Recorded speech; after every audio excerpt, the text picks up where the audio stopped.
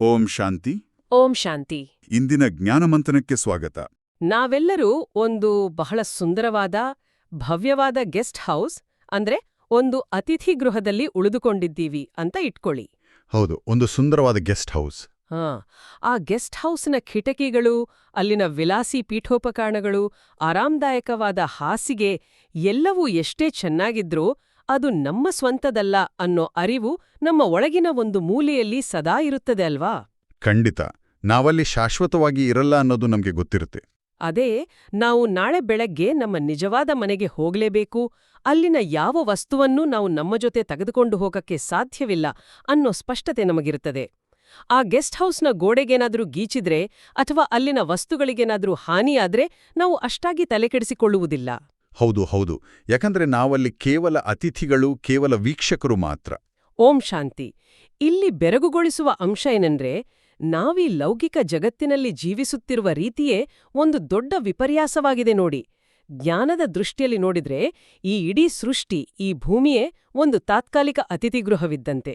ನಿಜ, ನಾವೆಲ್ಲರೂ ಇಲ್ಲಿ ನಮ್ಮ ಪಾತ್ರವನ್ನು ನಿರ್ವಹಿಸಲು ಬಂದಿರುವ ಪರದೇಶಿ ಆತ್ಮಗಳು. ಅಕ್ಷರಶಃ ನಿಜ. ಆದರೆ ಆ ದೇಹಾಭಿಮಾನದ ತೀವ್ರವಾದ ಪ್ರಭಾವದಿಂದಾಗಿ ನಾವೆಲ್ಲರೂ ಈ ಭೌತಿಕ ದೇಹವನ್ನೇ, ಈ ಭೂಮಿಯನ್ನೇ ಮತ್ತು ಇಲ್ಲಿನ ತಾತ್ಕಾಲಿಕ ಸಂಬಂಧಗಳನ್ನೇ ಶಾಶ್ವತ ಅಂತ ಭಾವಿಸಿಬಿಟ್ಟಿದ್ದೇವೆ. ಅಂದ್ರೆ ಆ ದೇಹಾಭಿಮಾನ ನಮ್ಮನ್ನ ಸಂಪೂರ್ಣವಾಗಿ ಆವರಿಸಿಕೊಂಡಿದೆ. ಅದೇ ಶಿವಬಾಬಾ ಇಂದು ಇದೇ ಬೆಹದ್ಕಿ ವೈರಾಗ್ಯದ ಬಗ್ಗೆ, ಅಂದ್ರೆ ಆ ಬೆಹದ್ದಿನ ವೈರಾಗ್ಯದ ಬಗ್ಗೆ ಅತ್ಯಂತ ಗಹನವಾಗಿ ವಿವರಿಸಿದ್ದಾರೆ. ನಾವು ಕೇವಲ ಅತಿಥಿಗಳು ಎಂಬ ಆಳವಾದ ಪ್ರಜ್ಞೆ ನಮ್ಮ ಆಂತರಿಕ ಸ್ಥಿತಿಯನ್ನ ಸಂಪೂರ್ಣವಾಗಿ ಬದಲಾಯಿಸಿಬಿಡುತ್ತದೆ. ಆದ್ರೆ ಇಲ್ಲೊಂದು ವಾಸ್ತವಿಕ ಸಮಸ್ಯೆ ಇದೆ ಅಲ್ವಾ? ಧ್ಯಾನದ ಕೋಣೆಯಲ್ಲಿ ಶಾಂತವಾಗಿ ಕುಳಿತಾಗ ನಾನೊಬ್ಬ ಅತಿಥಿ, ಈ ಪ್ರಪಂಚ ಒಂದು ಗೆಸ್ಟ್ ಹೌಸ್ ಅಂತ ಭಾವಿಸುವುದು ಬಹಳ ಸುಲಭ. ಹೌದು, ಅಲ್ಲಿ ವಾತಾವರಣ ಅನುಕೂಲಕರವಾಗಿರುತ್ತೆ. ಆದ್ರೆ ನಾವು ಆಫೀಸಿನಲ್ಲಿ ಕುಳಿತಿರುವಾಗ ಬಾಸ್ ಇದ್ದಕ್ಕಿದ್ದಂತೆ ಕೂಗಾಡಿದ್ರೆ, ಅಥವಾ ವ್ಯಾಪಾರದಲ್ಲಿ ಯಾವುದಾದ್ರೂ ದೊಡ್ಡ ಆರ್ಥಿಕ ನಷ್ಟವಾದ್ರೆ, ಅಥವಾ ಮನೆಯಲ್ಲಿ ನಮ್ಮವರೇ ನಮ್ಮನ್ನು ತಪ್ಪು ತಿಳಿದುಕೊಂಡರೆ, ಆ ಕ್ಷಣದಲ್ಲಿ ಈ ಅತಿಥಿ ಗೃಹದ ನೆನಪು ಸಂಪೂರ್ಣವಾಗಿ ಮಾಯವಾಗುತ್ತೆ ತಾನೆ. ಖಂಡಿತ ಮಾಯವಾಗುತ್ತೆ. ಆ ನೋವು ನಮಗೆ ಅತ್ಯಂತ ನೈಜವಾಗಿ ಕಾಣಿಸುತ್ತೆ. ಅದೇ, ಅಂಥ ಪ್ರಕ್ಷುಬ್ಧ ಪರಿಸ್ಥಿತಿಯಲ್ಲಿ ಈ ವೈರಾಗ್ಯವನ್ನು ಪ್ರಾಯೋಗಿಕವಾಗಿ ಕಾಯ್ದುಕೊಳ್ಳುವುದು ಹೇಗೆ?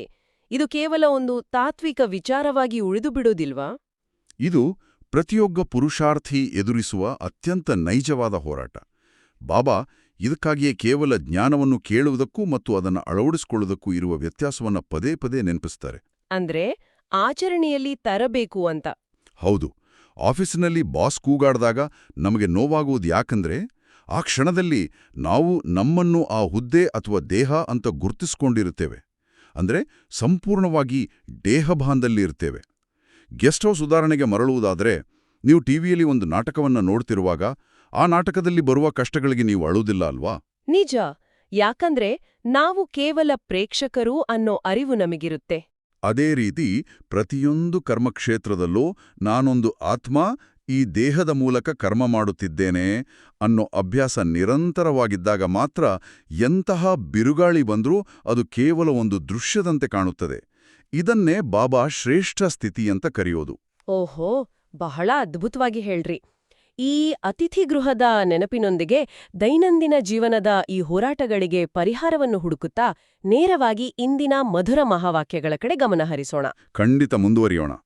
ಮಧುರ ಮಕ್ಕಳೇ, ಸರ್ವ ಖಜಾನೆಯಿಂದ ಸಂಪನ್ನ ತಮ್ಮ ಚೆಹರೆ ಅಥವಾ ಚಲನೆಯಿಂದ ಅಲೌಕಿಕತೆಯ ಸಾಕ್ಷಾತ್ಕಾರವನ್ನು ಮಾಡಿಸಿ. ಇದು ಎಂತಹ ಅದ್ಭುತವಾದ ಕನ್ನಡಿ ನೋಡಿ. ಬಾಬಾ ಇಲ್ಲಿ ನಮಗೆ ಸ್ಪಷ್ಟವಾದ ಎಚ್ಚರಿಕೆಯನ್ನು ನೀಡುತ್ತಿದ್ದಾರೆ. ಇದು ಬರೀ ಮಾತಿನ ಜ್ಞಾನವಲ್ಲ.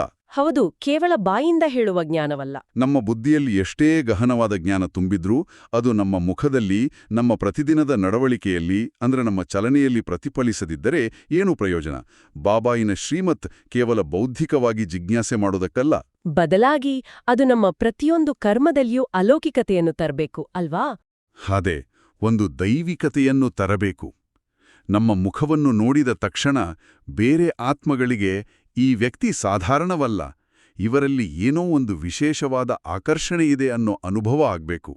ಹೌದು ಹೌದು, ಮತ್ತು ಆ ಅಲೌಕಿಕತೆ ನಮ್ಮ ಖಜಾನೆಗಳಿಂದ ಬರುತ್ತದೆ ಅಂತ ಶಿವಬಾಬಾ ಬಹಳ ಸೂಕ್ಷ್ಮವಾಗಿ ವಿವರಿಸುತ್ತಾರೆ. ಶಿವಬಾಬಾ ಎಲ್ಲರಿಗೂ ಒಂದೇ ಸಮಯದಲ್ಲಿ ಸಮಾನವಾದ ಖಜಾನೆಗಳನ್ನು ನೀಡಿದ್ದಾರೆ. ನಿಜ. ಜ್ಞಾನದ ಖಜಾನೆಯಿಂದ ನಾವು ಭಿನ್ನ ಭಿನ್ನ ಬಂಧನಗಳಿಂದ ಮುಕ್ತರಾಗ್ತೇವೆ. ಮತ್ತೆ ಯೋಗ ಅಂದ್ರೆ ಆ ಮಧುರವಾದ ಬಾಬಾನ ಯಾದ್ನ ಖಜಾನೆಯಿಂದ ಅನೇಕ ಶಕ್ತಿಗಳು ಪ್ರಾಪ್ತಿಯಾಗುತ್ತವೆ. ಧಾರಣೆಯ ಮೂಲಕ ಸರ್ವಗುಣಗಳ ಅನುಭೂತಿಯಾಗುತ್ತದೆ. ಹೌದು, ಮತ್ತು ಇದರಿಂದ ಸರ್ವರಿಗೂ ಪ್ರಿಯರಾಗುವ, ಆದರೂ ಎಲ್ಲದರಿಂದನೂ ಅಲಿಪ್ತರಾಗುವಂಥ ಶಕ್ತಿಯ ಖಜಾನೆ ಸಿಗುತ್ತದೆ. ಆದರೆ ನನ್ನದೊಂದು ಪ್ರಶ್ನೆ ಇದೆ ಇಲ್ಲಿ. ನಮ್ಮ ಬ್ಯಾಂಕ್ ಖಾತೆಯಲ್ಲಿ ಕೋಟ್ಯಾಂತರ ರೂಪಾಯಿ ಹಣವಿದ್ರೂ ದೈನಂದಿನ ಖರ್ಚಿಗೆ ಜೇಬಿನಲ್ಲಿ ಹಣವಿಲ್ಲದಿದ್ರೆ ಏನು ಪ್ರಯೋಜನ? ಖಂಡಿತ ಯಾವ ಪ್ರಯೋಜನವೂ ಇಲ್ಲ. ಹಾಗೆಯೇ ಬಾಬಾ ಕೊಟ್ಟ ಇಷ್ಟೆಲ್ಲ ಜ್ಞಾನದ ಖಜಾನೆ ನಮ್ಮ ಬಳಿ ಇದ್ರೂ ಅದನ್ನು ಕರ್ಮದಲ್ಲಿ ತರದಿದ್ರೆ ಆತ್ಮವು ಪದೇ ಪದೇ ಅತೃಪ್ತಿಯನ್ನು ಏಕೆ ಅನುಭವಿಸುತ್ತದೆ? ಜ್ಞಾನವಿದ್ರೂ ದುಃಖವೇಕೆ ಬರುತ್ತದೆ? ನೋಡಿ, ಈ ಅತೃಪ್ತಿಯ ಹಿಂದಿನ ವಿಜ್ಞಾನ ಬಹಳಷ್ಟು ಸ್ಪಷ್ಟವಾಗಿದೆ. ಲೌಕಿಕ ಮನಸ್ಥಿತಿಯು ಯಾವಾಗಲೂ ಶೇಖರಣೆ ಮಾಡುವುದರಲ್ಲೇ ನಿರತವಾಗಿರುತ್ತದೆ.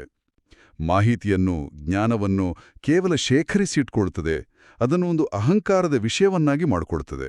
ಅಂದ್ರೆ ನನಗೆ ಇಷ್ಟು ಮುರುಳುಗಳು ಬಾಯ್ಪಾಠ ಇವೆ ಅಂತ ಬೀಗೋದು. ಅದೇ. ಆದರೆ ಆತ್ಮವು ಮೂಲತಃ ಸತೋಪ್ರಧಾನ. ಅಂದ್ರೆ ಆ ಸತೋಪ್ರಧಾನ ಸ್ಥಿತಿಯಲ್ಲಿದ್ದಾಗ ಮಾತ್ರ ನಿಜವಾದ ಸುಖವನ್ನು ಅನುಭವಿಸ್ತದೆ. ನಾವು ಜ್ಞಾನವನ್ನು ಕೇವಲ ಕೇಳಿ ಅದನ್ನು ಕರ್ಮದಲ್ಲಿ ತರದೇ ಇದ್ದಾಗ ನಮ್ಮ ಆಂತರಿಕ ಸಂಕಲ್ಪಗಳಿಗೂ ಮತ್ತು ಹೊರಗಿನ ಆಚರಣೆಗೂ ಘರ್ಷಣೆ ಉಂಟಾಗುತ್ತದೆ. ಒಂಥರ ಯುದ್ಧ ನಡೆದ ಹಾಗೆ ಆಗುತ್ತೆ. ಹೌದು, ಆತ್ಮವು ತನ್ನ ದೈವಿ ಗುಣಗಳನ್ನು ಪ್ರಕಟಿಸಲು ಹಂಬಲಿಸುತ್ತಿರುತ್ತದೆ. ಆದರೆ ಆಚರಣೆಯ ಕೊರತೆಯಿಂದ ಅದು ತಮೋಪ್ರಧಾನ ಪ್ರಭಾವಗಳಿಗೆ, ಕಾಮ, ಕ್ರೋಧ, ಅಹಂಕಾರಗಳಿಗೆ ಸುಲಭವಾಗಿ ಬಲಿಯಾಗ್ತದೆ. ಓಹೋ, ಅಂದ್ರೆ ಬ್ಯಾಂಕ್ ಬ್ಯಾಲೆನ್ಸ್ ಎಷ್ಟೇ ಇರಲಿ, ತಕ್ಷಣದ ಬಿಕ್ಕಟ್ಟನ್ನು ಎದುರಿಸಲು ನಮ್ಮ ಜ್ಞಾನವು ನಗದು ರೂಪದಲ್ಲಿ ನಮ್ಮ ಕೈಯಲ್ಲಿರಬೇಕು. ಖಂಡಿತ. ಅಂದ್ರೆ ಆಚರಣೆಯ ರೂಪದಲ್ಲಿ ನಮ್ಮ ಕೈಯಲ್ಲಿರಬೇಕು. ಇಲ್ಲದಿದ್ರೆ ಅತೃಪ್ತಿ ಕಾಣುವುದು ಶತಸಿದ್ಧ. ಅಂದ್ರೆ ಬಾಬಾ ಕೊಟ್ಟ ಆ ಧಾರಣೆಯ ಶಕ್ತಿ ನಮ್ಮನ್ನು ಎಲ್ಲರಿಗೂ ಪ್ರಿಯರನ್ನಾಗಿ ಮಾಡ್ತದೆ, ಆದ್ರೆ ಅದೇ ಸಮಯದಲ್ಲಿ ಕಮಲದ ಹೂವಿನಂತೆ ಅಲಿಪ್ತರನ್ನಾಗಿ ಕೂಡ ಮಾಡ್ತದೆ. ಹೌದು, ಇದು ಎಷ್ಟೊಂದು ಸೂಕ್ಷ್ಮವಾದ ಸಮತೋಲನ ಅಲ್ವಾ? ನಿಜ. ಮತ್ತು ಈ ಖಜಾನೆಗಳನ್ನೆಲ್ಲ ಜಮಾ ಮಾಡಲು ಬಾಬಾ ನಮಗೆ ಒಂದು ವಿಶೇಷ ಖಜಾನೆಯನ್ನು ಮತ್ತೆ ಮತ್ತೆ ನೆನಪಿಸ್ತಿದ್ದಾರೆ. ಅದುವೇ ಸಮಯದ ಖಜಾನೆ. ಈ ಸಂಗಮ ಯುಗದ ಮಹತ್ವವನ್ನು ವಿವರಿಸ್ತಾ ಇಲ್ಲಿನ 1 ಸೆಕೆಂಡ್ ಅನೇಕ ವರ್ಷಗಳಿಗೆ ಸಮಾನ ಅಂತ ಹೇಳ್ತಾರೆ. ಹೌದು, ಸಂಗಮ ಯುಗದ ಸಮಯ ಬಹಳ ಅಮೂಲ್ಯ. ಆದರೆ 1 ಸೆಕೆಂಡ್ ಹೇಗೆ ಅನೇಕ ವರ್ಷಗಳಿಗೆ ಸಮಾನವಾಗಲು ಸಾಧ್ಯ? ಇದು ಕೇವಲ ಉತ್ಪ್ರೇಕ್ಷೆ ಅಂತನಿಸಲ್ವಾ? ಮೇಲ್ನೋಟಕ್ಕೆ ಇದು ಉತ್ಪ್ರೇಕ್ಷೆ ಅನಿಸಬಹುದು. ಆದರೆ ಇದರ ಹಿಂದಿರುವ ಲೆಕ್ಕಾಚಾರ ಅತ್ಯಂತ ಗಹನವಾಗಿದೆ ನೋಡಿ. ಲೌಕಿಕ ಬುದ್ಧಿಯು ಪರವಾಗಿಲ್ಲ, ಕೇವಲ 1 ಅಥವಾ 2 ನಿಮಿಷ ತಾನೇ ವ್ಯರ್ಥವಾಯಿತು, ವಾಟ್ಸಾಪ್ ನೋಡಿದೆ ಅಥವಾ ಯಾರದೋ ಬಗ್ಗೆ ಟೀಕೆ ಮಾಡಿದೆ, ಇದರಲ್ಲಿ ಏನಾಗೋಗುತ್ತೆ ಅಂತ ಯೋಚಿಸ್ತದೆ. ಹೌದು, ನಾವೆಲ್ಲ ಸಾಮಾನ್ಯವಾಗಿ ಹಾಗೆ ಅನ್ಕೊಳ್ತೀವಿ. ಆದರೆ ಜ್ಞಾನಿ ಆತ್ಮದ ದೃಷ್ಟಿಕೋನವೇ ಬೇರೆ. ಒಂದು ಕೃಷಿಕನ ಉದಾಹರಣೆ ತೆಗೆದುಕೊಳ್ಳಿ. ಬಿತ್ತನೆ ಮಾಡುವ ಸರಿಯಾದ ಋತುವಿನಲ್ಲಿ ಆತ 1 ದಿನ ವ್ಯರ್ಥ ಮಾಡಿದರೂ ಭವಿಷ್ಯದ ಇಡೀ ವರ್ಷದ ಫಸಲನ್ನು ಕಳೆದುಕೊಳ್ಳುತ್ತಾನೆ.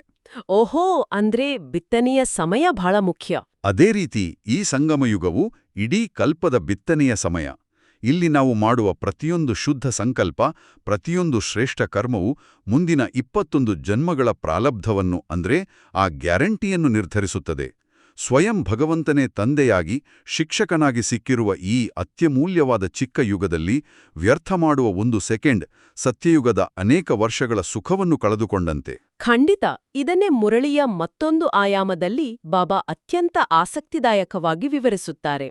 ಕೇವಲ ಬಾಯಿಂದ ಜ್ಞಾನವನ್ನು ವರ್ಣನೆ ಮಾಡುವ ಸಮಯ ಈಗ ಮುಗಿದೋಗಿದೆ. ಹೌದು, ಸಮಯ ಈಗ ಬಹಳ ನಾಜೂಕಾಗಿದೆ. ನಾವು ಗಂಟೆಗಟ್ಲೆ ಕುಳಿತು ಯಾರಿಗಾದ್ರೂ ಜ್ಞಾನವನ್ನು ವಿವರಿಸುವಷ್ಟು ವ್ಯವಧಾನ ಈಗ ಪ್ರಪಂಚದ ಆತ್ಮರಿಗಿಲ್ಲ. ಹಾಗಾದ್ರೆ ಸೇವೆಯ ಆಧಾರವೇನು? ಕೇವಲ ನಮ್ಮ ಚೆಹರೆ ಮತ್ತು ಚಲನೆ. ನಿಜ, ನಮ್ಮ ಮುಖವೇ ಒಂದು ಬೋಲ್ಡ್ ಆಗಬೇಕು. ಹೌದು, ನಮ್ಮ ನಡವಳಿಕೆಯೇ ಒಂದು ಪ್ರತ್ಯಕ್ಷ ಪ್ರಮಾಣವಾಗಬೇಕು. ಇದಕ್ಕೆ ಅತ್ಯುತ್ತಮ ಉದಾಹರಣೆಯೆಂದರೆ ಬ್ರಹ್ಮ ಬಾಬಾರವರ ಜೀವನ. ಬ್ರಹ್ಮ ತಂದೆಯನ್ನು ಒಮ್ಮೆ ನೆನಪಿಸಿಕೊಳ್ಳಿ. ಅವರು ಸಾವಿರಾರು ಜನರ ಸಂಘಟನೆಯ ಮಧ್ಯದಲ್ಲಿ ನಿಂತಿದ್ದರೂ ಅವರ ಆ ಹೊಳೆಯುವ ವ್ಯಕ್ತಿತ್ವ, ಆ ನಯವಾದ ಪ್ರೀತಿಭರಿತವಾದ ಸ್ಥಿತಿ ದೂರದಿಂದಲೇ ಆತ್ಮಗಳನ್ನು ಆಕರ್ಷಿಸುತ್ತಿತ್ತು. ಹೌದು, ಅವರು ಏನನ್ನು ಮಾತನಾಡದೇ ಇದ್ದರೂ ಕೇವಲ ಅವರ ದೃಷ್ಟಿಯಿಂದ ಎಷ್ಟೋ ಆತ್ಮಗಳಿಗೆ ಶಾಂತಿಯ ಅನುಭವವಾಗುತ್ತಿತ್ತು. ಅವರ ಅಸ್ತಿತ್ವವೇ ಒಂದು ದೊಡ್ಡ ಪಾಠವಾಗಿತ್ತು. ಇದು ಹೇಗೆ ಸಾಧ್ಯವಾಯಿತು ಗೊತ್ತಾ? ಏಕೆಂದರೆ ಅವರ ಮನಸ್ಸಿನಲ್ಲಿ ಸದಾ ಆ ಬೇಹದ್ಕಿ ವೈರಾಗ್ಯ ಮತ್ತು ಪರಮಾತ್ಮನ ಯಾದು ನಿರಂತರವಾಗಿತ್ತು. ಬಾಯಿಂದ ಹೇಳುವ ಜ್ಞಾನವು ಕೇವಲ ಬೇರೆಯವರ ಬುದ್ಧಿಯನ್ನು ತಲುಪುತ್ತದೆ, ಆದರೆ ನಡವಳಿಕೆಯಿಂದ ಹೊರಹೊಮ್ಮುವ ಪ್ರಕಂಪನಗಳು ನೇರವಾಗಿ ಇತರರ ಹೃದಯವನ್ನು ತಟ್ಟುತ್ತವೆ. ಆದ್ರೆ ಇಲ್ಲೊಂದು ಪ್ರಶ್ನೆ ಉದ್ಭವಿಸುತ್ತದೆ ನೋಡಿ. ನಮ್ಮ ಸುತ್ತಲಿನ ವಾತಾವರಣವು ಸಂಪೂರ್ಣವಾಗಿ ನಕಾರಾತ್ಮಕವಾಗಿರುವಾಗ ನಾವು ಕೇವಲ ನಮ್ಮ ಸ್ಥಿತಿಯನ್ನು ಮಾತ್ರ ನೋಡಿಕೊಳ್ಳುತ್ತಾ ಏನು ಮಾತನಾಡದೆ ಮೌನವಾಗಿ ಕುಳಿತಿದ್ದರೆ ಅದು ಒಂದು ರೀತಿಯಲ್ಲಿ ಸ್ವಾರ್ಥ ಅನ್ಸಲ್ವಾ? ಇಲ್ಲ, ಖಂಡಿತ ಇಲ್ಲ. ಸಮಾಜದಲ್ಲಿನ ತಪ್ಪುಗಳನ್ನು ತಿದ್ದುವ ಬದಲು ನಾವು ಕೇವಲ ನಮ್ಮ ಆಂತರಿಕ ಶಾಂತಿಯ ಕಡೆ ಗಮನ ಹರಿಸುವುದು ಎಷ್ಟರ ಮಟ್ಟಿಗೆ ಸರಿ? ಇದರಿಂದ ಪ್ರಪಂಚಕ್ಕೇನು ಲಾಭ? ಇದು ಬಹಳ ಪ್ರಸ್ತುತವಾದ ಪ್ರಶ್ನೆ. ಇದನ್ನಾವು ಭೌತಶಾಸ್ತ್ರದ ರೆಸೊನೆನ್ಸ್ ಅಥವಾ ಶಕ್ತಿಯ ಅಲೆಗಳಿಗೆ ಹೋಲಿಸಬಹುದು. ಕತ್ತಲಾಗಿರುವ ಕೋಣೆಯಲ್ಲಿ ಒಂದು ಚಿಕ್ಕ ದೀಪವನ್ನು ಹಚ್ಚಿಟ್ರೆ ಆ ದೀಪವು ನಾನು ಕತ್ತಲೆಯನ್ನು ಓಡಿಸುತ್ತೇನೆ ಅಂತ ಹೋರಾಡುವುದಿಲ್ಲ. ನಿಜ, ಅದು ಕೇವಲ ಬೆಳಗುತ್ತಿರ್ತದೆ. ಹೌದು, ಅದು ಕೇವಲ ತನ್ನ ಪ್ರಕಾಶಮಾನವಾದ ಸ್ಥಿತಿಯಲ್ಲಿ ಇರುತ್ತದೆ ಮತ್ತು ಅದರ ಇರುವಿಕೆಯೇ ಕತ್ತಲೆಯನ್ನು ನಾಶ ಮಾಡುತ್ತದೆ. ಅದೇ ರೀತಿ ಒಬ್ಬ ಶಕ್ತಿಶಾಲಿ ಪುರುಷಾರ್ಥಿಯು ತನ್ನ ಒಳಗಿನ ವಿಕಾರಗಳನ್ನು ಸುಟ್ಟು ಶುದ್ಧನಾದಾಗ ಅವನಿಂದ ಹೊರಹೊಮ್ಮುವ ಶುದ್ಧ ಪ್ರಕಂಪನಗಳು ಇಡೀ ವಾಯುಮಂಡಲವನ್ನು ಬದಲಾಯಿಸುತ್ತವೆ. ಅಂದ್ರೆ ನಾವು ಬದಲಾದರೆ ವಾತಾವರಣ ಬದಲಾಗುತ್ತದೆ ಅಂತ. ಖಂಡಿತ. ಸಮುದ್ರದ ಮಧ್ಯದಲ್ಲಿರುವ ಲೈಟ್ ಹೌಸ್ ಒಂದು ಕಡೆಯಿಂದ ಮತ್ತೊಂದು ಕಡೆಗೆ ಓಡಾಡುವುದಿಲ್ಲ. ಅದು ಒಂದೇ ಕಡೆ ಸ್ಥಿರವಾಗಿ ನಿಂತು ತನ್ನ ಬೆಳಕನ್ನು ಬೀರುತ್ತದೆ. ಆ ಬೆಳಕಿನಿಂದಲೇ ಸಾವಿರಾರು ಹಡಗುಗಳು ತಮ್ಮ ದಾರಿಯನ್ನು ಕಂಡುಕೊಳ್ಳುತ್ತವೆ. ಇದು ಸ್ವಾರ್ಥವಲ್ಲ, ಇದು ಸೇವೆಯ ಅತ್ಯುನ್ನತ ಮತ್ತು ಅತ್ಯಂತ ಸೂಕ್ಷ್ಮ ರೂಪ. ಅಕ್ಷರಶಃ ನಿಜ. ಈ ಮೌನ ಸೇವೆಯ ಮಹತ್ವ ಅರ್ಥವಾಗುತ್ತದೆ. ಮತ್ತು ಈ ಪುರುಷಾರ್ಥದಲ್ಲಿ ನಾವು ತೀವ್ರತೆಯನ್ನು ತರಬೇಕಾಗಿದೆ. ಮಾತಾ ಜಗದಂಬ ಅಂದ್ರೆ ನಮ್ಮ ಮಮ್ಮಾರವರ ಆ ಒಂದು ಅದ್ಭುತವಾದ ಲಕ್ಷ್ಯವನ್ನು ಬಾಬಾ ನೆನಪಿಸುತ್ತಿದ್ದಾರೆ. ಹೌದು, ಈಗಿಲ್ಲದಿದ್ದರೆ ಇನ್ನೆಂದಿಗೂ ಇಲ್ಲ ಅನ್ನೋ ಲಕ್ಷ್ಯ. ಅದೇ ಮುರಳಿಯಲ್ಲಿ ಬಂದಿರುವ ಹಾಗೆ ನೌ ಆರ್ ನೆವರ್. ನಾವು ಲೌಕಿಕದಲ್ಲಿ ಯಾವಾಗಲೂ ಆಮೇಲೆ ಮಾಡೋಣ, ನಾಳೆ ನೋಡೋಣ, ವಯಸ್ಸಾದ್ಮೇಲೆ ಭಕ್ತಿ ಮಾಡೋಣ ಅಂತ ಮುಂದೂಡ್ತೇವೆ. ಆದ್ರೆ ಬಾಬಾ ಹೇಳ್ತಾರೆ, ಬ್ರಾಹ್ಮಣ ಜೀವನದಲ್ಲಿ ಕೆಲವೊಮ್ಮೆ ಎಂಬ ಶಬ್ದ ಶೋಭಿಸುವುದಿಲ್ಲ. ನಿಜ, ಈಗಲೇ ಮಾಡಬೇಕು ಎಂಬ ದೃಢತೆ ಬೇಕು. ಹೌದು. ಈ ದೃಢತೆಯನ್ನು ಕಾಪಾಡಿಕೊಳ್ಳಲು ಬಾಬಾ ಒಂದು ಪ್ರಬಲವಾದ ಮತ್ತು ಪ್ರಾಯೋಗಿಕವಾದ ಅಸ್ತ್ರವನ್ನು ನೀಡಿದ್ದಾರೆ ಅಲ್ವಾ? ಖಂಡಿತ. ಪ್ರತಿದಿನ ರಾತ್ರಿ ಮಲಗುವ ಮುನ್ನ ನಮ್ಮ ಇಡೀ ದಿನದ ಚಾರ್ಟನ್ನು ಬಾಬಾರಿಗೆ ಒಪ್ಪಿಸುವುದು. ಇದು ಕೇವಲ ಒಂದು ಲೌಕಿಕ ಡೈರಿ ಬರೆಯುವ ಪ್ರಕ್ರಿಯೆ ಅಲ್ಲ. ಮತ್ತೇನಿದು? ನಾವು ದಿನವಿಡೀ ಒಂದು ದೊಡ್ಡ ಭಾರವಾದ ಕಲ್ಲಿನ ಚೀಲವನ್ನು ಬೆನ್ನ ಮೇಲೆ ಹೊತ್ಕೊಂಡು ಓಡಾಡ್ತಿದ್ದೇವೆ ಎಂದು ಊಹಿಸಿಕೊಳ್ಳಿ. ರಾತ್ರಿ ಮಲಗುವಾಗ ಆ ಚೀಲವನ್ನು ಕೆಳಗಿಳಿಸಿದರೆ ಎಷ್ಟು ನಿರಾಳವಾಗುತ್ತದೆ ಅಲ್ವಾ? ಹೌದು, ಬಹಳ ಹಗುರ ಅನಿಸುತ್ತೆ. ನಮ್ಮ ತಪ್ಪುಗಳು, ನಮ್ಮ ಕೋಪ, ನಮ್ಮ ಅಹಂಕಾರ ಇವೆಲ್ಲವೂ ಕರ್ಮದ ಭಾರಗಳು. ಇಡೀ ದಿನ ನಾವು ಏನೇನು ಮಾಡಿದ್ವೋ, ಎಲ್ಲಿ ನಮ್ಮಿಂದ ತಪ್ಪಾಯಿತು, ಎಲ್ಲಿ ನಾವು ಶ್ರೇಷ್ಠವಾಗಿ ನಡೆದುಕೊಂಡೆವೋ ಎಲ್ಲವನ್ನೂ ತಂದೆಗೆ ಪಾರದರ್ಶಕವಾಗಿ ಹೇಳಿಬಿಡಬೇಕು. ಇದರಿಂದ ನಾವು ಧರ್ಮರಾಜಪುರಿಯ ಶಿಕ್ಷೆಯಿಂದ, ಕಠಿಣವಾದ ಕರ್ಮದ ಲೆಕ್ಕಾಚಾರಗಳಿಂದ ಪಾರಾಗುತ್ತೇವೆ. ಒಂದು ನಿಮಿಷ, ಇಲ್ಲಿ ಧರ್ಮರಾಜಪುರಿ ಎಂದರೇನು? ನಾವೇನು ನರಕದ ಕುನುಮೆಯಲ್ಲಿ ಬೇಯಬೇಕಾಗುತ್ತದೆಯೇ? ಅನೇಕರಿಗೆ ಈ ಪದ ಕೇಳಿದ ತಕ್ಷಣ ಭಯವಾಗುತ್ತದೆ. ಇಲ್ಲ ಇಲ್ಲ, ಭಯಪಡುವ ಅವಶ್ಯಕತೆ ಇಲ್ಲ. ಹಾಗಾದ್ರೆ ಈ ಶಿಕ್ಷೆಯಿಂದ ಪಾರಾಗುವುದು ಅಂದ್ರೆ ನಿಖರವಾಗಿ ಇದರ ಕಾರ್ಯವಿಧಾನವೇನು? ನೋಡಿ, ಜ್ಞಾನ ಮಾರ್ಗದಲ್ಲಿ ಧರ್ಮರಾಜಪುರಿ ಎಂದರೆ ಯಾವುದೋ ಭೌತಿಕವಾದ ಜೈಲು ಅಥವಾ ಬೆಂಕಿಯ ಕುಲುಮೆಯಲ್ಲ.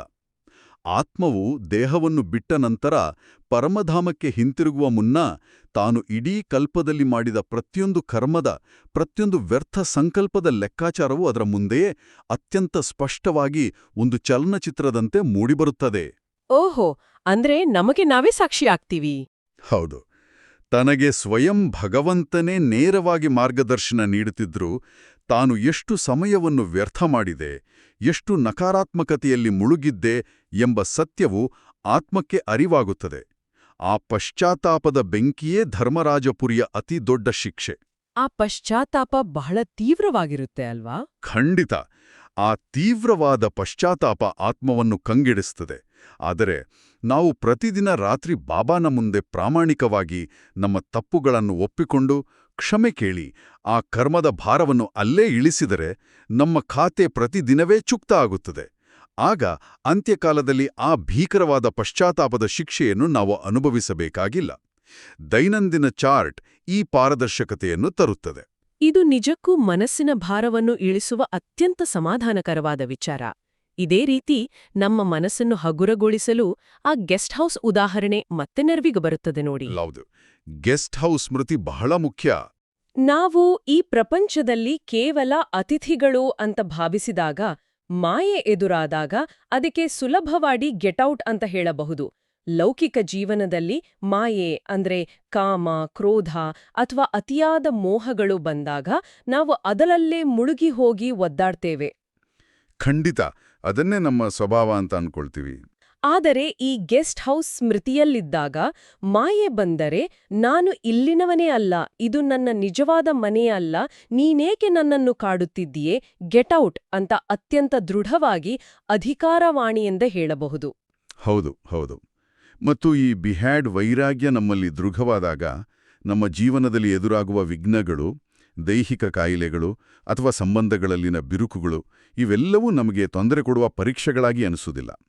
ಅವು ನಮಗೆ ಒಂದು ಗಿಫ್ಟ್ ಮತ್ತು ಲಿಫ್ಟ್ ಆಗಿ ಬದಲಾಗ್ತವೆ. ಅಂದ್ರೆ ಉಡುಗೊರೆ ಮತ್ತು ನಮ್ಮ ಸ್ಥಿತಿಯನ್ನು ಮೇಲೆಕ್ಕೆತ್ತುವ ಆಧಾರವಾಗಿ ಬದಲಾಗ್ತವೆ ಅಲ್ವಾ? ಅದೇ. ಹೇಗೆಂದ್ರೆ, ಒಂದು ಗಾಳಿಪಟವು ಆಕಾಶಕ್ಕೆ ಹಾರಬೇಕಾದರೆ ಎದುರುಗಾಳಿ ಅತ್ಯಗತ್ಯ. ಗಾಳಿ ಎದುರಾಗಿ ಬಡಿದಾಗಲೇ ಗಾಳಿಪಟ ಎತ್ತರಕ್ಕೆ ಏರುತ್ತದೆ. ಹಾಗೆಯೇ ಜೀವನದಲ್ಲಿ ವಿಘ್ನಗಳು ಬಂದಾಗಲೇ ನಮ್ಮ ಪುರುಷಾರ್ಥದ ಆಳವೆಷ್ಟು, ನಮ್ಮ ಸಹನಶೀಲತೆ ಎಷ್ಟಿದೆ ಎಂಬುದು ನಮಗೆ ಅರಿವಾಗುತ್ತದೆ. ಪ್ರತಿಯೊಂದು ವಿಘ್ನವೂ ನಮ್ಮ ಅಂತರಂಗದ ಶಕ್ತಿಯನ್ನು ಹೆಚ್ಚಿಸಲು ಬರುವ ಒಂದು ಸುವರ್ಣಾವಕಾಶ. ಅತ್ಯಂತ ಗಹನವಾದ ದೃಷ್ಟಿಕೋನ ಇದು. ವಿಘ್ನಗಳನ್ನೇ ಮೆಟ್ಟಿಲಾಗಿ ಮಾಡಿಕೊಳ್ಳುವ ಈ ಆಳವಾದ ವಿಚಾರಗಳನ್ನು ನಮ್ಮೊಳಗೆ ಇಳಿಸಿಕೊಳ್ಳುತ್ತಾ, ಈಗ ಬಾಬಾರವರ ಆ ಮಧುರವಾದ ನೆನಪು ಮತ್ತು ಪ್ರೀತಿಯನ್ನು ಸಂಪೂರ್ಣ ಸಮರ್ಪಣಾ ಭಾವದಿಂದ ಸ್ವೀಕರಿಸೋಣ. ಎಲ್ಲ ಕಡೆಯ ತೀವ್ರ ಪುರುಷಾರ್ಥಿ ಸಾಹಸ ಮತ್ತು ಒಲವು ಉತ್ಸಾಹದಿಂದ ಹಾರುವಂಥವರು ನಡೆಯುವಂಥವರಲ್ಲ, ಹಾರುವಂಥವರು. ನಾಲ್ಕೂ ಕಡೆಯ ತಂದೆಯ ಸಮಾನ ಸಂಪನ್ನ ಮತ್ತು ಸಂಪೂರ್ಣರಾಗುವಂಥ ಬಾಬ್ದಾದಾರವರ ಹೃದಯ ಸಿಂಹಾಸನಾಧೀಶರು. ಸದಾ ತಂದೆಯ ಕಂಬೈನ್ಡ್ ರೂಪದ ಅನುಭವ ಮತ್ತು ಸಹಯೋಗವನ್ನು ತೆಗೆದುಕೊಳ್ಳುವ ಪ್ರತಿಯೊಬ್ಬ ತಂದೆಯ ಪ್ರಿಯ ಮಕ್ಕಳು, ಸ್ನೇಹಿ ಮಕ್ಕಳಿಗೆ ಬಾಬ್ದಾದಾರವರ ನೆನಪು, ಪ್ರೀತಿ ಹಾಗೂ ನಮಸ್ತೆ. ಬಾಬಾ ಅವರ ಈ ಪ್ರೀತಿಯು ನಮ್ಮಲ್ಲಿ ಒಂದು ಅದ್ಭುತವಾದ ಜವಾಬ್ದಾರಿಯನ್ನು ಜಾಗೃತಗೊಳಿಸುತ್ತದೆ. ಆ ಜವಾಬ್ದಾರಿಯೇ ಇಂದಿನ ವರದಾನದಲ್ಲಿ ಅಡಗಿದೆ. ಬಾಬಾ ಹೇಳ್ತಾರೆ, ತಮ್ಮ ಶ್ರೇಷ್ಠ ವೃತ್ತಿಯ ಮೂಲಕ ಶುದ್ಧ ವಾಯುಮಂಡಲವನ್ನಾಗಿ ತಯಾರು ಮಾಡುವಂತಹ ಸದಾ ಶಕ್ತಿಶಾಲಿ ಆತ್ಮಭಾವ. ಓಹೋ, ಇಲ್ಲಿ ವೃತ್ತಿ ಮತ್ತು ವಾಯುಮಂಡಲದ ನಡುವಿನ ಆಳವಾದ ಸಂಬಂಧವನ್ನು ಬಿಡಿಸಿಟ್ಟಿದ್ದಾರೆ. ಹೌದು ನೋಡಿ, ನಾವು ಅನೇಕ ಬಾರಿ ನಮ್ಮ ಸುತ್ತಲಿನ ಪರಿಸರವನ್ನು ದೂಷಿಸುತ್ತೇವೆ. ಅಲ್ಲಿನ ವಾಯುಮಂಡಲವೇ ಸರಿಯಿರಲಿಲ್ಲ, ಎಲ್ಲರೂ ಕೋಪಗಲ್ಲಿದ್ರು, ಹಾಗಾಗಿ ನನ್ನ ಮನಸ್ಸು ಚಂಚಲವಾಯಿತು, ನನಗೂ ಕೋಪ ಬಂತು ಅಂತ ಸಬೂಬು ನೀಡ್ತೇವೆ. ಆದರೆ ಬಾಬಾ ವಿವರಿಸುತ್ತಾರೆ, ಇದು ಸಂಪೂರ್ಣ ಬಲಹೀನತೆಯ ಲಕ್ಷಣ. ನಿಜ, ಒಬ್ಬ ಶಕ್ತಿಶಾಲಿ ಆತ್ಮನು ಹೊರಗಿನ ವಾಯುಮಂಡಲದ ಪ್ರಭಾವಕ್ಕೆ ಬಲಿಯಾಗುವುದಿಲ್ಲ, ಬದಲಾಗಿ ತನ್ನ ಒಳಗಿನ ಶ್ರೇಷ್ಠ ವೃತ್ತಿಯಿಂದ, ತನ್ನ ದೃಢವಾದ ಪವಿತ್ರತೆಯ ಪ್ರತಿಜ್ಞೆಯಿಂದ ಆ ವಾಯುಮಂಡಲವನ್ನೇ ಶುದ್ಧೀಕರಿಸುತ್ತಾನೆ. ಖಂಡಿತ. ನಮ್ಮ ದೃಷ್ಟಿ, ನಮ್ಮ ವೃತ್ತಿ ಹೇಗಿರುತ್ತದೆಯೋ ಸೃಷ್ಟಿ ಹಾಗೇ ಕಾಣುತ್ತದೆ. ಅಷ್ಟೇ ಅಲ್ಲ, ನಮ್ಮ ಸುತ್ತಲಿನ ಪ್ರಕಂಪನಗಳು ಆ ಸೃಷ್ಟಿಯನ್ನೇ ಬದಲಾಯಿಸುವ ಶಕ್ತಿಯನ್ನು ಹೊಂದಿವೆ. ಇದನ್ನೇ ಇಂದಿನ ಸ್ಲೋಗನ್ ಕೂಡ ಇನ್ನಷ್ಟು ವಿಸ್ತರಿಸುತ್ತದೆ. ಗುಣಮೂರ್ತಿ ಆಗಿದ್ದು ಸರ್ವರನ್ನೂ ಗುಣಮೂರ್ತಿಯನ್ನಾಗಿ ಮಾಡುವುದೇ ಮಹಾದಾನಿ ಆಗುವುದಾಗಿದೆ. ಹೌದು, ನಾವು ಸಾಮಾನ್ಯವಾಗಿ ಜ್ಞಾನವನ್ನು ಭಾಷಣದ ಮೂಲಕ ಕೊಡುವುದನ್ನೋ ಅಥವಾ ಯಾರಿಗಾದರೂ ಹಣ, ಅನ್ನ ಕೊಡುವುದನ್ನೇ ದೊಡ್ಡ ದಾನ ಅಂತ ಭಾವಿಸ್ತೇವೆ. ಆದರೆ ಭೌತಿಕ ದಾನವು ಕೇವಲ ಒಂದು ಜನ್ಮದ ಹಸಿವನ್ನು ನೀಗಿಸುತ್ತದೆ, ಅಲ್ವಾ? ನಿಜ. ನಿಜವಾದ ಮಹಾದಾನ ಯಾವುದು? ನಾವು ಕೇವಲ ಮಾತಿನಲ್ಲಿ ಜ್ಞಾನಿಗಳಾಗದೆ ಪ್ರಾಯೋಗಿಕ ಆಚರಣೆಯಲ್ಲಿ ಗುಣಮೂರ್ತಿಗಳಾಗಬೇಕು. ಒಂದು ಹೂವು ಅರಳಿ ನಿಂತಾಗ ಅದು ಯಾರನ್ನೂ ಕರೆದು ನನ್ನ ಸುವಾಸನೆಯನ್ನು ತೆಗೆದುಕೊಳ್ಳಿ ಅಂತ ಹೇಳುವುದಿಲ್ಲ. ಅದು ಕೇವಲ ಅರಳಿರುತ್ತದೆ ಮತ್ತು ಅದರ ಸುವಾಸನೆ ತಾನಾಗಿಯೇ ಎಲ್ಲರನ್ನೂ ತಲುಪುತ್ತದೆ. ಎಂತಹ ಸುಂದರವಾದ ಉದಾಹರಣೆ! ಅದೇ ರೀತಿ ನಮ್ಮ ಸಹನೆ, ನಮ್ಮ ನಿಷ್ಕಾಮ ಪ್ರೀತಿ, ನಮ್ಮ ಅಚಲವಾದ ಶಾಂತಿಯನ್ನು ನೋಡಿ ಇತರರೂ ಸಹ ಪ್ರೇರಿತರಾಗಿ ತಮ್ಮೊಳಗಿನ ವಿಕಾರಗಳನ್ನು ಬಿಟ್ಟು ಗುಣಮೂರ್ತಿಗಳಾಗಬೇಕು. ಅದೇ ಶ್ರೇಷ್ಠವಾದ ದಾನ. ಅದ್ಭುತ. ಮತ್ತು ಈ ಎಲ್ಲಾ ಸೇವೆ, ಈ ಎಲ್ಲಾ ಆಳವಾದ ಪುರುಷಾರ್ಥ ಯಶಸ್ವಿಯಾಗಲು ಬ್ರಾಹ್ಮಣ ಪರಿವಾರದಲ್ಲಿ ಒಂದು ಗಟ್ಟಿಯಾದ, ಅಲುಗಾಡದ ಬುನಾದಿ ಇರಬೇಕು. ಅದೇ ಇಂದಿನ ಅವ್ಯಕ್ತ ಇಶಾರೆ. ನಿಶ್ಚಯದ ಫೌಂಡೇಶನ್ ಬಲಗೊಳಿಸಿ ಸದಾ ನಿರ್ಭಯ ಮತ್ತು ನಿಶ್ಚಿಂತರಾಗಿರಿ. ಹೌದು, ಸೇವೆ ಮಾಡುವಾಗ ಅಥವಾ ಕೇಂದ್ರದಲ್ಲಿ ಒಟ್ಟಿಗೆ ಇರುವಾಗ ಪರಸ್ಪರ ಭಿನ್ನಾಭಿಪ್ರಾಯಗಳು, ಮನಸ್ತಾಪಗಳು ಬರೋದು ಸಹಜ ತಾನೆ. ಖಂಡಿತ. ಭಿನ್ನ ಭಿನ್ನ ಸಂಸ್ಕಾರಗಳ ಆತ್ಮಗಳು ಒಂದೆಡೆ ಸೇರಿದಾಗ ಘರ್ಷಣೆಗಳಾಗೋದು ಪ್ರಕೃತಿಯ ನಿಯಮ ಅಂತ್ಲೇ ಹೇಳ್ಬೋದು. ಅದರ ಬಾಬಾ ಇಲ್ಲಿ ಎಚ್ಚರಿಸುವುದೇನೆಂದ್ರೆ, ಪರಿವಾರದ ಯಾವುದೇ ಆತ್ಮದ ಮಾತಿನಲ್ಲಿ ನಾವು ಅನುಮಾನ ಪಡಬಾರ್ದು. ಯಾರದ್ದಾದ್ರೂ ಮಾತು ಸಾಧಾರಣವಾಗಿದ್ರೂ ಅಥವಾ ನಮ್ಗೆ ಸ್ವಲ್ಪ ಒರಟಾಗಿ ಕಂಡ್ರೂ ನಾವು ತಕ್ಷಣ ನಮ್ಮ ಹಳೇ ಸಂಸ್ಕಾರದಿಂದ ಇವರು ನನ್ನನ್ನು ಅವಮಾನಿಸ್ತಿದ್ದಾರೆ, ಇವರಿಗೆ ನನ್ನ ಮೇಲೆ ಅಸೂಯೆ ಅಂತ ಕೆಟ್ಟ ಅರ್ಥ ಕಲ್ಪಿಸ್ಬಿಡ್ತೇವೆ. ಹೌದು, ಆ ತಪ್ಪು ನಾವೆಲ್ಲರೂ ಮಾಡ್ತೀವಿ. ಇದು ನಿಶ್ಚಯದ ಕೊರತೆ ಅಲ್ವಾ? ಖಂಡಿತ. ಇದರ ಬದಲು ಇವರು ನನ್ನ ಕಲ್ಯಾಣಕ್ಕಾಗಿಯೇ ಯಾವುದೋ ಶುಭ ಉದ್ದೇಶದಿಂದಲೇ ಹೇಳಿರಬೇಕು ಎಂಬ ಅಚಲವಾದ ವಿಶ್ವಾಸ ಇರಬೇಕು. ಎಲ್ಲಿ ಪರಸ್ಪರ ಸತ್ಯ ಸ್ನೇಹ ಇರುತ್ತದೆಯೋ ಅಲ್ಲಿ ಈ ರೀತಿಯ ವ್ಯರ್ಥ ಸಂಕಲ್ಪಗಳಿಗೆ ಜಾಗವಿರುವುದಿಲ್ಲ. ಈ ಏಕತೆ ಮತ್ತು ಪರಿವಾರದ ಮೇಲಿನ ನಿಶ್ಚಯವೇ ಬ್ರಹ್ಮ ತಂದೆಯ ಅತಿ ದೊಡ್ಡ ಆಸೆಯನ್ನು ಪೂರೈಸುತ್ತದೆ. ಇದೊಂದು ಅತ್ಯಂತ ಗಹನವಾದ ವಿಚಾರ ನೋಡಿ. ನಾವು ಏನೇ ವೈಯಕ್ತಿಕ ಸಾಧನೆ ಮಾಡಿದರೂ ಸಂಘಟನೆಯ ಶಕ್ತಿ ಮತ್ತು ಆ ಪರಸ್ಪರ ವಿಶ್ವಾಸವೇ ನಮ್ಮ ಅಂತಿಮ ರಕ್ಷಾಕವಚ. ಇಂದು ನಾವು ಚರ್ಚಿಸಿದ ಈ ಎಲ್ಲ ಅದ್ಭುತವಾದ ವಿಚಾರಗಳನ್ನು ಆ ತಾತ್ಕಾಲಿಕ ಗೆಸ್ಟ್ ಹೌಸ್ನ ವೈರಾಗ್ಯದಿಂದ ಹಿಡಿದು ನಮ್ಮ ಶ್ರೇಷ್ಠ ವೃತ್ತಿಯಿಂದ ಇಡೀ ವಾಯುಮಂಡಲವನ್ನು ಶುದ್ಧೀಕರಿಸುವವರೆಗೆ ಎಲ್ಲವನ್ನೂ ನಮ್ಮ ಆಳವಾದ ಪ್ರಜ್ಞೆಯಲ್ಲಿ ಶಾಶ್ವತವಾಗಿ ಸ್ಥಿರಗೊಳಿಸೋಣ. ಖಂಡಿತ ಆ ಪ್ರಜ್ಞೆ ಸ್ಥಿರವಾಗಬೇಕು. ಈಗ ನಿಧಾನವಾಗಿ ನಮ್ಮ ಸ್ಥಿತಿಯನ್ನು ಅತ್ಯಂತ ಮೃದು ಮತ್ತು ಏಕಾಗ್ರಗೊಳಿಸೋಣ. ನಮ್ಮ ಸುತ್ತಲಿನ ಭೌತಿಕ ಪ್ರಪಂಚದ ಈ ಅತಿಥಿಗೃಹದ ಸದ್ದುಗದ್ದಲಗಳಿಂದ ನಮ್ಮ ಮನಸ್ಸನ್ನು ಸಂಪೂರ್ಣವಾಗಿ ಹಿಂದಕ್ಕೆ ತೆಗೆದುಕೊಳ್ಳೋಣ. ಒಮ್ಮೆ ಕಣ್ಮುಚ್ಚಿ, ನಾನು ಉಳಿದುಕೊಂಡಿರುವ ಈ ಲೌಕಿಕ ದೇಹ, ಈ ಪ್ರಪಂಚ, ಇಲ್ಲಿನ ಸಂಬಂಧಗಳು ಕೇವಲ ಒಂದು ತಾತ್ಕಾಲಿಕ ಗೆಸ್ಟ್ ಹೌಸ್ ಎಂಬುದನ್ನು ಆಳವಾಗಿ ಅನುಭವಿಸಿ. ನಾನು ಈ ಭೌತಿಕ ಆಕರ್ಷಣೆಗಳಿಂದ ಸಂಪೂರ್ಣ ಮುಕ್ತವಾಗಿರುವ ಒಂದು ಹೊಳೆಯುವ ಚೈತನ್ಯ ಶಕ್ತಿ, ಭ್ರುಕುಡಿಯ ಮಧ್ಯದಲ್ಲಿ ಬೆಳಗುತ್ತಿರುವ ಒಂದು ದಿವ್ಯವಾದ ನಕ್ಷತ್ರ. ಆ ದಿವ್ಯ ನಕ್ಷತ್ರದ ಅನುಭವ. ಈಗ ನನ್ನ ದೃಷ್ಟಿ ನೇರವಾಗಿ ಆ ಪರಮಧಾಮದ ಕಡೆಗೆ ಹರಿಯುತ್ತಿದೆ. ಶಾಂತಿಯ ಸಾಗರ. ಆ ಕೆಂಪು ಬಂಗಾರದ ಬೆಳಕಿನಲ್ಲಿ ನನ್ನ ಪ್ರೀತಿಯ ತಂದೆ ಶಿವಬಾಬಾ ಪ್ರಕಾಶಿಸುತ್ತಿದ್ದಾರೆ. ನನ್ನ ತಂದೆಯಿಂದ ಅಪಾರವಾದ ಪ್ರೀತಿ, ಆಶೀರ್ವಾದದ ಮತ್ತು ಶಕ್ತಿಯ ಕಿರಣಗಳು ನೇರವಾಗಿ ನನ್ನ ಮೇಲೆ ಬೀಳುತ್ತಿವೆ. ಆ ಯೋಗ ಅಗ್ನಿ, ಆ ದಿವ್ಯವಾದ ಯೋಗದ ಅಗ್ನಿಯು ನನ್ನೊಳಗಿರುವ ಎಲ್ಲ ವಿಕಾರಗಳನ್ನು, ಅನೇಕ ಜನ್ಮಗಳ ದೇಹಾಭಿಮಾನವನ್ನು ಸಂಪೂರ್ಣವಾಗಿ ಸುಟ್ಟು ಭಸ್ಮ ಮಾಡುತ್ತಿದೆ. ನಾನು ಅತ್ಯಂತ ಶುದ್ಧವಾದ, ಶಕ್ತಿಶಾಲಿಯಾದ ಗುಣಮೂರ್ತಿ. ನನ್ನ ಒಳಗಿನ ಈ ಶ್ರೇಷ್ಠ ವೃತ್ತಿಯಿಂದ, ನನ್ನ ಈ ಶುದ್ಧತೆಯ ಪ್ರಕಂಪನಗಳಿಂದ ನನ್ನ ಸುತ್ತಲಿನ ಇಡೀ ವಾಯುಮಂಡಲವು ಪವಿತ್ರವಾಗುತ್ತಿದೆ. ಬಾಬಾರವರ ಆ ಕಂಬೈನ್ಡ್ ರೂಪ ಸದಾ ನನ್ನೊಂದಿಗಿದೆ. ನನ್ನ ಪ್ರತಿಯೊಂದು ಹೆಜ್ಜೆಯಲ್ಲೂ ಅವರು ನನ್ನ ಜೊತೆಗಿದ್ದಾರೆ. ಆದ್ದರಿಂದ ನಾನು ಸದಾ ನಿರ್ಭಯ, ಸದಾ ನಿಶ್ಚಿಂತ. ಮಾಯೆಯ ಯಾವುದೇ ಬಿರುಗಾಳಿ ನನಗೆ ಭಯಪಡಿಸಲು ಸಾಧ್ಯವಿಲ್ಲ. ಬದಲಾಗಿ ಅದು ನನಗೆ ಉಡುಗೊರೆಯಾಗಿ ಮಾರ್ಪಡುತ್ತಿದೆ. ಆ ಭವ್ಯವಾದ ಅಗಾಧವಾದ ಶಾಂತಿಯ ಅನುಭವದಿಂದ ಅತ್ಯಂತ ನಿಧಾನವಾಗಿ ಹೊರಬರ್ತಾ ಇಂದಿನ ಈ ಗಹನವಾದ ಮಂಥನವು ನಮ್ಮ ಒಳಗೆ ಮೂಡಿಸಿರುವ ಆಳವಾದ ಪ್ರಜ್ಞೆಯನ್ನು, ಆ ಸತೋಪ್ರಧಾನ್ ಸ್ಥಿತಿಯನ್ನು ದಿನವಿಡೀ ಕಾಪಾಡಿಕೊಳ್ಳೋಣ. ನಮ್ಮ ದಿನನಿತ್ಯದ ಪ್ರತಿಯೊಂದು ಸಣ್ಣ ಕರ್ಮದಲ್ಲಿಯೂ ನಮ್ಮ ದೃಷ್ಟಿಯಲ್ಲಿಯೂ ಆ ಅಲೌಕಿಕತೆ ಪ್ರಕಟವಾಗಲಿ. ಖಂಡಿತ. ಮತ್ತು ಇಂದು ನಾವು ನಮ್ಮ ದಿನನಿತ್ಯದ ಲೌಕಿಕ ಕೆಲಸಗಳಲ್ಲಿ, ಆಫೀಸಿನ ಜನಸಂದಣಿಯಲ್ಲಿ ಅಥವಾ ಮನೆಯ ಜವಾಬ್ದಾರಿಗಳಲ್ಲಿ ತೊಡಗಿರುವಾಗ ನಮ್ಮ ಒಂದು ಮೌನವಾದ, ಅತ್ಯಂತ ಶುದ್ಧವಾದ ವೃತ್ತಿಯು ನಾವು ಒಂದು ಮಾತನ್ನು ಆಡದಿದ್ದರೂ ಪರಿಚಯವೇ ಇಲ್ಲದ ಪಕ್ಕದ ವ್ಯಕ್ತಿಯ ಮನಸ್ಸಿನ ಮೇಲೂ ಹೇಗೆ ಆಳವಾದ ಸಕಾರಾತ್ಮಕ ಪ್ರಭಾವ ಬೀರಬಲ್ಲದು ಎಂಬುದನ್ನು ಒಮ್ಮೆ ಸೂಕ್ಷ್ಮವಾಗಿ ಗಮನಿಸಿ. ನಿಜ, ನಮ್ಮ ಮೌನವೇ ಒಂದು ದೊಡ್ಡ ಸೇವೆಯಾಗಬಲ್ಲದು. ಹೌದು, ಬಾಬಾ ಅವರ ಕಂಬೈನ್ಡ್ ರೂಪ ಸದಾ ನಮ್ಮೊಂದಿಗೆ ಇದೆ ಎಂಬ ಆ ದೃಢ ವಿಶ್ವಾಸದೊಂದಿಗೆ ಸದಾ ಆ ಮನಮನ ಭಾವಸ್ಥಿತಿಯಲ್ಲಿರಿ. ನಮ್ಮ ಮಧುರ ತಂದೆಯ ನೆನಪಿನಲ್ಲಿ ಮಗ್ನರಾಗಿರಿ. ಇಂದಿನ ದಿನವಿಡೀ ನಾವು ಚರ್ಚಿಸಿದ ಈ ಅವ್ಯಕ್ತ ಸ್ಥಿತಿಯನ್ನು ಅನುಭವಿಸಲು ಪ್ರಯತ್ನಿಸೋಣ ಮತ್ತು ಬಾಬಾರವರ ವರದಾನದ ಹಸ್ತ ಸದಾ ನಮ್ಮ ತಲೆಯ ಮೇಲಿದೆ ಎಂಬ ಸ್ಮೃತಿಯಲ್ಲಿರೋಣ. ನಿಜ, ಇಂದಿನ ಈ ಚರ್ಚೆ ಎಲ್ಲರ ಆಧ್ಯಾತ್ಮಿಕ ಪಯಣಕ್ಕೆ ಸಹಕಾರಿಯಾಗಿದೆ ಎಂದು ನಾವು ನಂಬುತ್ತೇವೆ.